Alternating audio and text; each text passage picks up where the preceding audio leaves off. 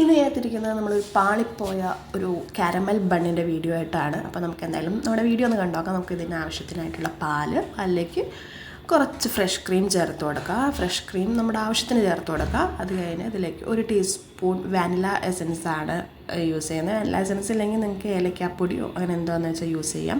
അപ്പോൾ ഞാനിവിടെ vanilla essence ആണ്, അപ്പോൾ 1 ടീസ്പൂണാണ് ഞാൻ ചേർത്ത് കൊടുക്കുന്നത്. ഇത് നമുക്കൊന്ന് ജസ്റ്റ് ഒന്ന് ചൂടാക്കി ചൂടാക്കി കിട്ടിയാൽ മതി കേട്ടോ, തള വരണ്ട.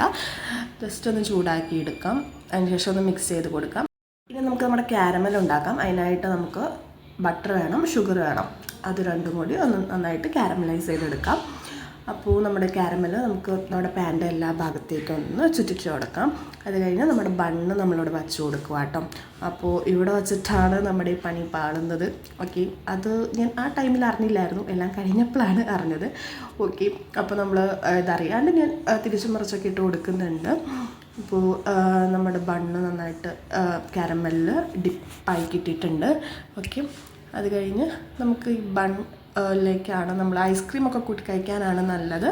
ഓക്കെ, അപ്പോൾ തിരിച്ച് മറിച്ചിട്ട് നന്നായിട്ട് എടുത്തിട്ടുണ്ട് ഞാൻ. അത് കഴിഞ്ഞപ്പോഴാണ് എനിക്ക് കത്തിയത്. നമ്മൾ ഇതിൽ മുക്കിയിട്ട് വേണമായിരുന്നു നമ്മൾ കാരമലിലേക്ക് ഇടാനായിട്ട്. ഓക്കെ, അപ്പോൾ ഞാൻ വീണ്ടും കാരമൽ ഉണ്ടാക്കുന്നുണ്ട്. അത് കഴിഞ്ഞ് നമ്മൾ നോർമൽ കാരമൽ നേരത്തെ ഉണ്ടാക്കിയ പോലെ തന്നെ ഉണ്ടാക്കുന്നുണ്ട്. അത് കഴിഞ്ഞ് നമ്മുടെ ഡിപ്പ് ചെയ്ത് വെച്ച, അതായത് നമ്മുടെ പാലിൽ ഡിപ്പ് ചെയ്ത് വെച്ച ബണ്ണ് നമ്മൾ ഇപ്പോൾ വേണം ഇതിലേക്ക് ചേർക്കാനായിട്ട്, അല്ലാതെ ഡിപ്പ് ചെയ്യുന്നതിന് മുന്നേ നമുക്ക് ചേർക്കാൻ പാടില്ല. അപ്പോൾ കാരമൽ നന്നായിട്ട് ബ്രൗൺ കളറാവുന്നവരെ മിക്സ് ചെയ്ത് കൊടുക്കാം കേട്ടോ. നല്ല ബ്രൗൺ കളറായി വന്നു കഴിയുമ്പോൾ നമ്മുടെ പാനിൻ്റെ എല്ലാ ഭാഗത്തേക്കും നമുക്ക് ഈ സ്പ്രെഡ് ചെയ്ത് കൊടുക്കാം. അത് കഴിഞ്ഞിട്ട് നമുക്ക് നമ്മുടെ ബണ്ണ്, അതായത് നമ്മുടെ മിൽക്കിൽ മുക്കിയെടുത്ത ബണ്ണ് നമുക്ക് വെച്ച് കൊടുക്കാം.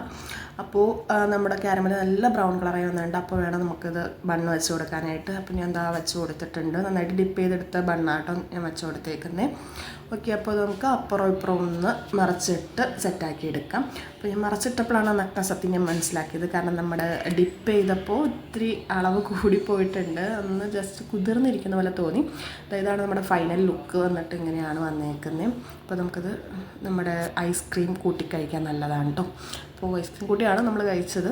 കുഴപ്പമുണ്ടായിരുന്നില്ല, പക്ഷെ എന്നാലും ഡിപ്പ് കുറച്ച് കൂടിപ്പോയി. അതിൻ്റെ ഒരു കുഴപ്പമുണ്ടായിരുന്നു.